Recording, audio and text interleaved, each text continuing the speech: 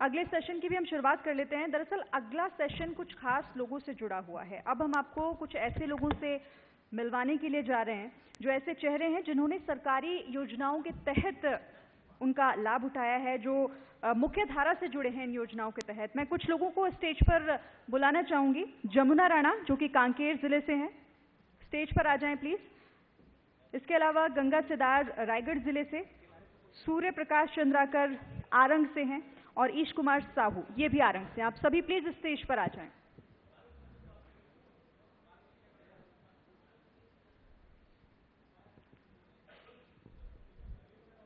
जिन लोगों के नाम मैंने लिए आप प्लीज स्टेज पर आ जाइए। एक बार फिर से मैं नाम ले देती हूं। जमुना राणा कांकेर जिले से,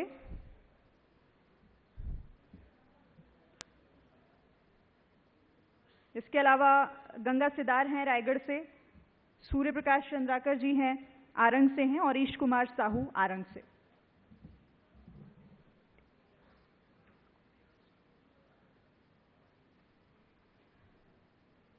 और चलिए, ये वो लोग हैं जो कि सरकारी योजनाओं के जरिए किस तरह मुख्य धारा से जुड़े हैं। इनसे बातचीत करने के लिए मैं दीप्ति मैम से कहूंगी कि प्लीज आप स्टेज पर आइए और इस सेशन को आगे बढ़ाइए।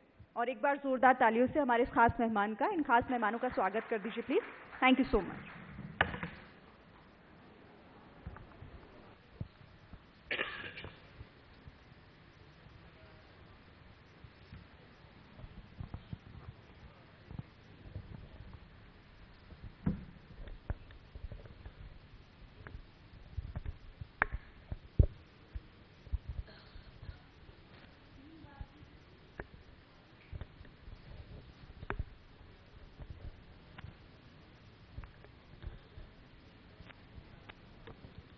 जी हाँ, अब हम बात करेंगे छत्तीसगढ़ सरकार के विकास की।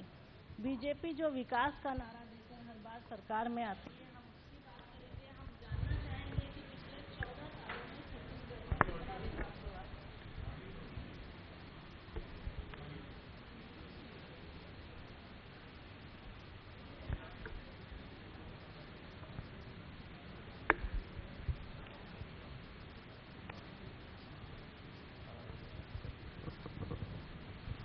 जी हाँ, हम बात करेंगे छत्तीसगढ़ सरकार के 14 सालों की विकास की। हम जानना चाहेंगे कि आखिर छत्तीसगढ़ में अंतिम छोर पे बैठे व्यक्ति को छत्तीसगढ़ सरकार की योजनाओं से क्या मिला। अगर हम सरकारी आंकड़ों की बात करें तो पिछले 14 साल में छत्तीसगढ़ में कृषि का उत्पादन 1.5 से 2 गुना बढ़ा है। अगर हम स्किल डेवलपमेंट की बात करें, कौशल उन्नयन की, तो उसमें लगभग 2 लाख लोगों को स्किल डेवलपमेंट की ट्रेनिंग दी गई है और इसमें 50% लोगों को 1 लाख लोग ऐसे हैं जो अब रोजगार पाके अपने पैरों पे खड़े हो चुके हैं। हम बात करेंगे हमारे साथ जुड़े मेहमानों से जो कि कांकेर, रायगढ़ और आरंग से यहाँ तक पहुँचे हुए हैं। हमारे साथ हैं जमुना राणा जो कि कांकेर से आई हुई हैं। साथ ही हमारे साथ हैं गंगा सिदार जो रायगढ़ से आई हुई हैं। साथ ही सूर्य प्रकाश चंद्राकर और ईश कुमार साहू हैं जिन्होंने एग्रीकल्चर में सरकारी योजनाओं का लाभ लेकर अपने जीवन में आमूलचूल परिवर्तन किया है। सबसे पहले मैं आपसे जानना चाहूँगी जमुना कि आप एक सेल्फ हेल्प ग्रुप से हैं, कांकेर जैसे जिले से हैं, नक्सली प्रभावित जिला है, बहुत दूर से आप आई हुई हैं, तो किस तरह से इन योजनाओं से जुड़कर आपके जीवन में बदलाव आया या आप किस तरह से खुद को सेल्फ डिपेंडेंट बना पाई, खुद स्वावलंबी हो पाई? जी, हम लोग पहले कुछ नहीं करते थे। फिर हम लोग एक समूह बनाया 10-15 महिलाएं जुड़ के, फिर जिला प्रशासन और कृषि विभाग के द्वारा हम लोग को एक योजना, आत्मा परियोजना के द्वारा हम लोग को एक ट्रेनिंग दिया गया सीताफल पल्पिंग का काम करने के लिए। तो उस योजना में हम लोग काम करके अब हमारी आय दुगुनी हो रही है और हम इस काम को हमारे ग्राम की महिला ही नहीं, पूरा कांकेर ब्लॉक में और भी गांव की महिलाएं हैं, पूरे इस योजना का फायदा ले रहे हैं। कितने लंबे समय से आप इस स्कीम से जुड़ी हैं और जब से जुड़ी हैं पहले आप में क्या चीजें आप लोग किया करते थे और अब कितना अंतर आया? पहले आर्थिक स्थिति की भी बात करें, आपके अपने रोजगार की भी बात करें, कितना अंतर आया? पहले आप क्या करते थे और कितने सालों से जुड़े हैं? पहले हम लोग तो कुछ नहीं करते थे, सिर्फ चूल्हा चौकी का काम करते थे। जब से सरकार ऐसे हम महिलाओं के लिए योजना निकाली है तो इस योजनाओं का हम लोग बहुत अच्छे से लाभ ले रहे हैं और इसमें अच्छे से काम करते हैं। और कितना अंतर आया आपके जीवन में, क्या बदलाव आया बताइए। अभी हमारी आर्थिक स्थिति तो अच्छा है। आर्थिक रूप से आप खुद पर निर्भर हो गए। खुद पर निर्भर हैं, अपने परिवार को हम लोग मतलब वो कर रहे हैं। गंगा, मैं आपसे जानना चाहूँगी, आपने स्किल डेवलपमेंट की ट्रेनिंग ली, उसके बाद किस तरह से आप आत्मनिर्भर बनी और क्या अंतर आया आपके जीवन में, क्या बदलाव महसूस किया। गुड आफ्टरनून, मेरा नाम गंगा सिदार है और मैं जिला रायगढ़ गांव सड़ा माल से हूँ। तारापुर में एक कैंपस लगा था जिला रोजगार के साइड से, तो वहाँ पे मुझे पता चला कि प्रधानमंत्री कौशल विकास योजना का वो लग रहा है, वो लाइवलीहुड कॉलेज खुला है, वहाँ पे ट्रेनिंग दी जाएगी हॉस्पिटैलिटी होटल मैनेजमेंट का। तो मैंने वहाँ कैंपस से मुझे पता चला कि वहाँ पे ट्रेनिंग दिया जाएगा करके, प्रधानमंत्री कौशल विकास योजना करके। तो मैंने वहाँ लाइवलीहुड कॉलेज ज्वाइन किया, वहाँ पे 4 मंथ की ट्रेनिंग ली। फिर उसके बाद मैं 12th पास कर चुकी थी उस टाइम। फिर मुझे पता चला तो मैंने लाइवलीहुड कॉलेज ज्वाइन कर लिया। वहाँ पे 4 मंथ मैंने ट्रेनिंग ली कौशल विकास योजना का। उसके बाद मेरा जॉब लग गया वहाँ से निकलने के बाद में। जी, तो अभी आप क्या कर रही हैं। अभी मैं जॉब कर रही हूँ यही रायपुर में ही, यहाँ मैग्नेटो मॉल मैकडोनल्ड्स में।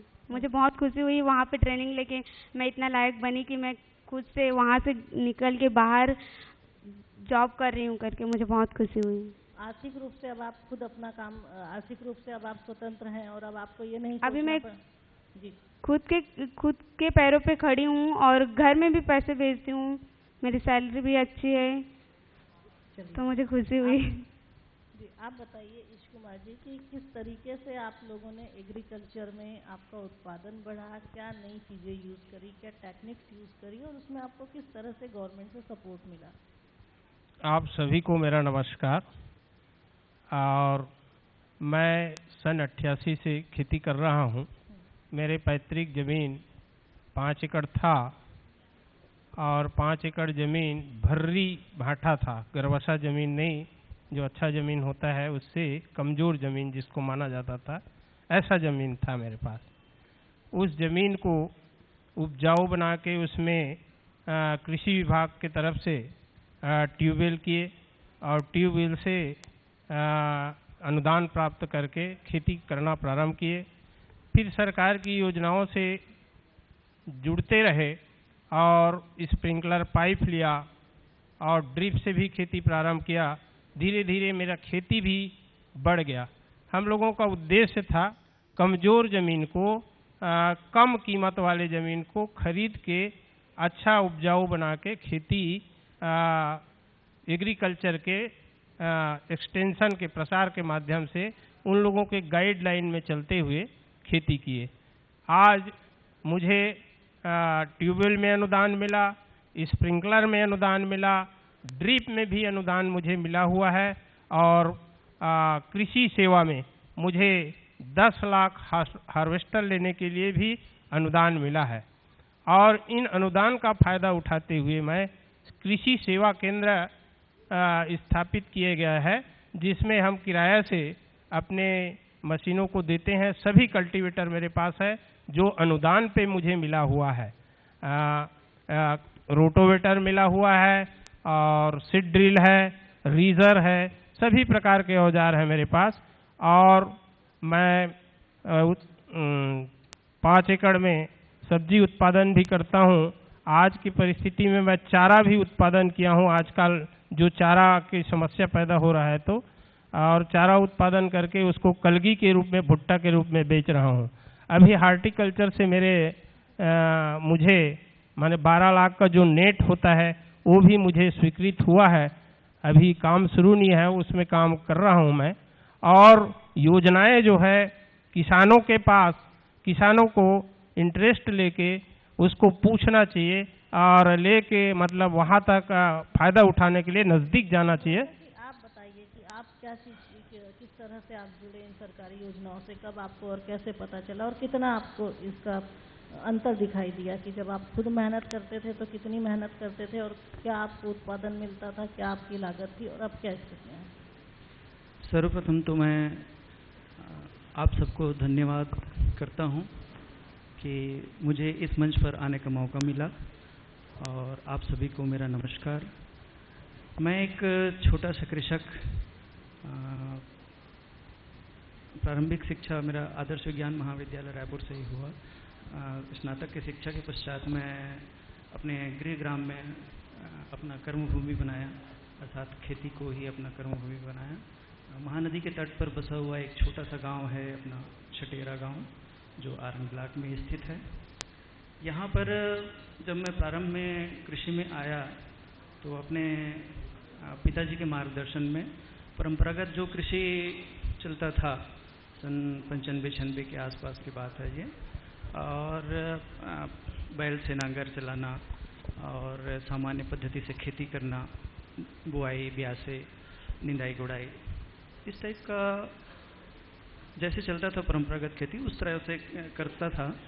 किंतु मुझे चूँकि शिक्षित था और ग्रामीण जीवन में अपने आप को उस परिवेश में ढालना और वहाँ की खेती देखकर काफ़ी आर्थिक तंगी रहती थी उस समय, और काफ़ी परेशानियाँ रहती थी उस समय की खेती में, तो काफ़ी संघर्षमय जीवन जीते और उसमें परिवर्तन करते करते कृषि को काफ़ी विकसित किया और उत्पादन काफ़ी बढ़ाया। उसमें धान की खेती हमारे पूर्वजों के समय में, पिताजी के समय में तो मुश्किल से 7 बोरा 8 बोरा 10 बोरा इस टाइप का, मतलब 7 क्विंटल 8 क्विंटल इस टाइप का उत्पादन आता था, जो बढ़ते बढ़ते मैं जब खेती अच्छे से किया तो 25 क्विंटल 26 क्विंटल तक का उत्पादन बढ़ाया।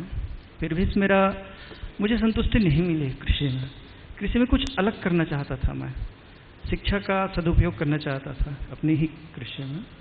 तो फिर केला की खेती, फल की खेती, सब्जी की खेती, गन्ना की खेती, इस प्रकार की खेती को अपनाते गया। कृषि विभाग से भी जानकारी मिलती गई, ग्राम सेवकों के माध्यम से, हार्टिकल्चर के फलोद्यानिकी विभाग के RHAO के माध्यम से जानकारी मिलती गई, और विभिन्न योजनाओं का, शासन की योजनाओं का, ड्रिप इरिगेशन है, स्प्रिंकलर है, और कृषि यंत्रों का उपकरण सब खरीद कर उसका सब्सिडी वगैरह में सब उपयोग करते गया। आज मेरे पास लगभग 35 एकड़ में फलों की खेती है, जिसमें विभिन्न प्रकार के फल लगे हुए हैं, जो हाइब्रिड गुआवा, जो जाम भी होता है, एप्पल बेर है, पपीता है, कटहल है, सीताफल है, और पहले आप जो उत्पादन का आप अंतर बता रहे हैं, तो पहले आपकी कितनी इनकम रही होगी, आमदनी आपकी कितनी होगी, और अब कितना अंतर आ गया? उसमें आमदनी नहीं कर सकते, उस समय तो जीविकोपार्जन के लिए ही बहुत कठिनाई होती थी उस खेती में।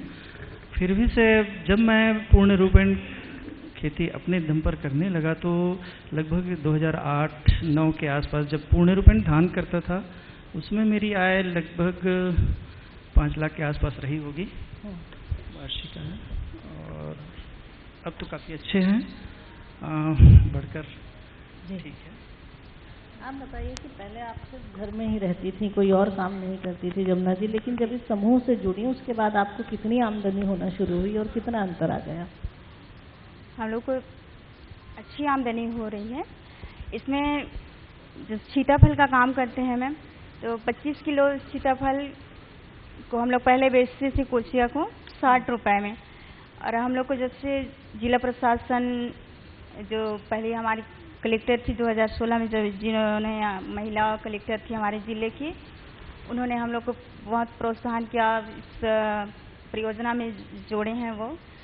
और जिले कृषि विभाग आत्मा परियोजना के द्वारा हम लोग को ट्रेनिंग दिया गया, सीताफल का काम को आगे कैसे करना है, कैसे बढ़ाना है करके।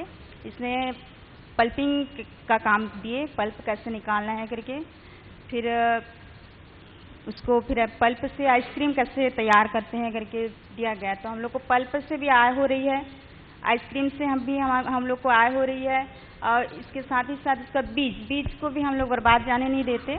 और जिस चंद्रमणि दीदी बता रहे थे कुछ देर पहले कि बीज सीताफल का कोई सा भाग बर्बाद जाने नहीं देते, पूरे से हम लोग आय करते हैं। तो इसमें जैसे 60 रुपये मिलता था पहले हम लोग को 25 किलो का, और हम लोग परियोजना के द्वारा प्रशिक्षण लिए तो इसमें अभी 25 किलो का पल्प 5 किलो निकलता है, इसमें 750 रुपये आता है, और बीज 2 किलो आता है, तो 1 किलो को हम लोग 200 रुपये किलो में बेचते हैं, तो उसमें 400 रुपये आ गया। और छिलके का जिससे खाद बनाते हैं, कंपोस्ट खाद 10 रुपये किलो का बिकते हैं, इसमें 3 किलो मतलब सूख के 3 किलो आ जाता है छिलका का खाद, तो इसमें 10 रुपये किलो में 30 रुपये निकलेगा, तो पूरा टोटल 25 किलो में 1130 रुपये आता है। तो ये एक जिसमें हम लोग को सिर्फ 60 रुपये मिलता था, और आज हम लोग सरकार के ऐसे योजनाओं से जुड़े हैं जिससे हम लोग को 1130 रुपये मिल रही है। गीता, आप बताइए, ट्रेनिंग से आपकी ज़िंदगी में काफ़ी बदलाव आया, अब आगे क्या चाहेंगे? बहुत बदलाव आया मेरी ट्रेनिंग के बाद, इस लायक बनी कि मैं बाहर भी निकल सकी। पहले इतना नॉलेज नहीं था, बाहर कैसे आना है, कैसे जाना है, कैसे जॉब करेंगे, ये पता नहीं था मुझे। वहाँ ट्रेनिंग के थ्रू मैं इतना अपने आप में हिम्मत आ गया कि मैं बाहर जाके भी जॉब कर सकती हूँ करके। चलिए, आपकी आमदनी में कितना अंतर आ गया? अब पहले तो बहुत कम आमदनी होता था, बैलगाड़ी से शुरू किए थे, 10-20 हज़ार रुपया भर पूरा परिवार का आमदनी होता था। आज लाखों में पैसा गिनते हैं, और बहुत अंतर आया है, और आगे आएगा भी ऐसा, क्योंकि सरकार जो है समर्थन मूल्य पे धान खरीद रहे हैं, सभी कृषि उत्पाद का समर्थन मूल्य में खरीदेंगे तो और ज़्यादा फायदा किसानों को मिलेगा, ऐसा मेरा सोच।